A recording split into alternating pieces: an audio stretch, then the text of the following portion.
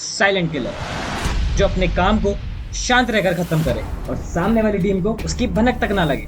आज की कहानी किसी ऐसे प्लेयर की ही है।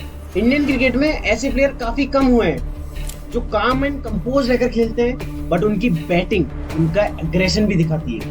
वो प्लेयर जिसने क्रिकेट के दम पे डाउटर्स को बिलीवर में बदल दिया। T20 फॉर्मेट में अभिषेक शर्मा, संजू सैमसन, जायसवाल, सूर्य कुमार यादव और रोहित शर्मा से ज्यादा का एवरेज ऋतुराज गायकवाड़ का है। ऋतुराज गायकवाड़ ने इंटरनेशनल लेवल पे 23 T20 मैचेस खेले हैं, जिसमें उन्होंने 633 रन बनाए, जिसमें एक सेंचुरी और 4 हाफ सेंचुरी शामिल है। जब वो इंटरनेशनल T20 मैचेस खेला करते थे तो उनका एवरेज 39 का था, जो कि इंडियन बैट्समैन में 4th हाईएस्ट एवरेज भी था। और अब काफी टाइम से T20 न खेलने के बाद भी उनका एवरेज 5th हाईएस्ट एवरेज है।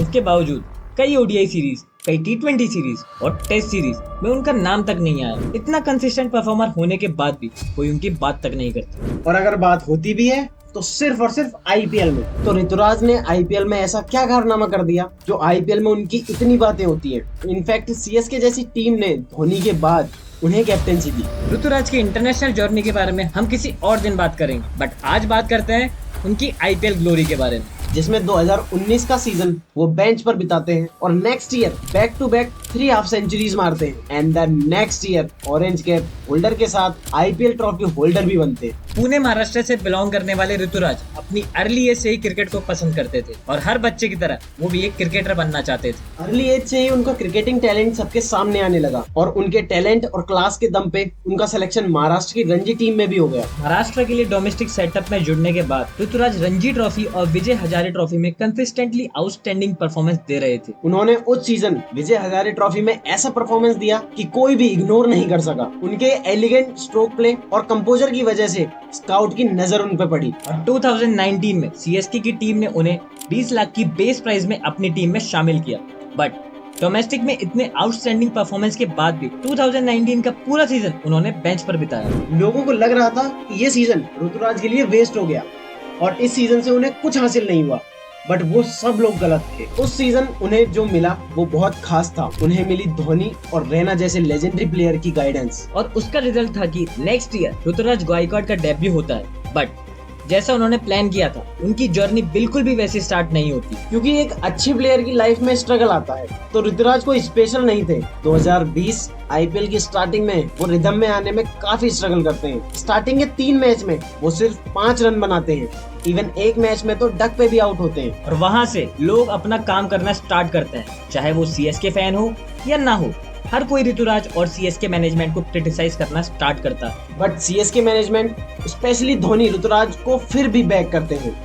लोग उन पे सवाल उठाते हैं, काफी ट्रोल भी किया जाता है और ये सीजन सीएसके के लिए बिल्कुल अच्छा नहीं जाता। बट इस सीजन की एंडिंग अभी बाकी थी। लास्ट 3 मैचेस में Ruturaj 3 back to back half centuries लगाते हैं और सबसे ज्यादा प्रेशर सिचुएशन में खुद को प्रूव करते हैं और अपनी पोजीशन सीएसके स्क्वाड में सीमेंटेड करते हैं। उस साल सीएसके प्लेऑफ में नहीं पहुंच पाती, बट उस साल उन्हें एक नया स्टार मिल चुका था जो आने वाले टाइम में सीएसके के लिए सुपरस्टार बनेगा। 2020 तो सिर्फ एक झलक थी और नेक्स्ट ईयर 2021 के लिए ऋतुराज गायकवाड़ बिल्कुल रेडी थे। उस साल सीएसके के लिए ओपनिंग करते हुए उन्होंने उस सीजन 16 मैचेस में 635 रन बनाए और उस सीजन के हाईएस्ट रन स्कोरर बनते हुए ऑरेंज कैप भी अपने नाम की। उस सीजन उनकी राजस्थान रॉयल्स के खिलाफ एक सेंचुरी भी आई जो कि एक मास्टरपीस से कम नहीं थी। वहां उन्होंने प्रेशर सिचुएशन में कामनेस और अपने क्लासी स्ट्रोक प्ले दिखाए और उस सीजन सीएसके के आईपीएल विनर बनने में ऋतुराज का बहुत बड़ा कंट्रीब्यूशन था। नेक्स्ट ईयर 2022 सीएसके वापस स्ट्रगल करती नजर आती है, बट ऋतुराज को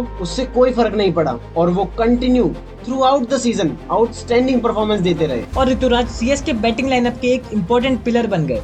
उनकी इनिंग को एंकर करने की एबिलिटी और जरूरत पड़ने पे इनिंग को एक्सेलरेट करने की एबिलिटी उन्हें एक कंप्लीट मॉडर्न डे ओपनर बनाती है। और उस टाइम धोनी की गाइडेंस में ऋतुराज सीएसके के लिए as a future captain groom हो रहे थे। In the IPL 2024 Ruturaj Gaikwad CSK के नए कैप्टन बनकर सामने आए। ये साल सीएसके के लिए एक न्यू एरा की स्टार्टिंग थी, क्योंकि सीएसके जैसी फ्रेंचाइजी ने अगर किसी प्लेयर पे इतना ट्रस्ट किया है और उसे अपनी कप्तानी दी है तो ये डिसीजन उन्होंने बहुत सोच समझ कर लिया होगा। और जिसे हम लास्ट सीजन तक कंसिस्टेंट बैट्समैन की तरह जानते थे वो 2024 में सीएसके फ्रेंचाइज का कैप्टन बना। बट नए कैप्टन का वो सीजन कुछ खास नहीं था। उस सीजन सीएसके ने 7 मैच विन किए और 7 मैच में उन्हें हार का सामना करना पड़ा। But as a captain Ruturaj was outstanding. क्योंकि उस साल भी वो सीएसके के लिए हाईएस्ट रन स्कोरर बने और ऑरेंज कैप की लिस्ट में सेकंड नंबर पर है विद एन एवरेज ऑफ 53। और उस सीजन का स्टैंड आउट मूवमेंट था उनके 108 runs in just 60 balls against LSG. But उसके बाद भी सीएसके प्लेऑफ के लिए क्वालिफाई नहीं कर पाई। बट फिर भी सीएसके फैंस का ऋतुराज पे से भरोसा अब भी हटा नहीं था। इस साल 2025 के आईपीएल में भी लोग सीएसके के कमबैक का वेट कर रहे हैं, वो भी ऋतुराज की कप्तानी के साथ। As the 2025 season approaches, all eyes will be on the Ruturaj Gaikwad and the Chennai Super Kings. क्या सीएसके अपनी ग्लोरी को वापस हासिल कर पाएगी? Let us know in the comment box and don't forget to like, share and subscribe for more amazing cricket content. Thanks for watching. See you in the next one.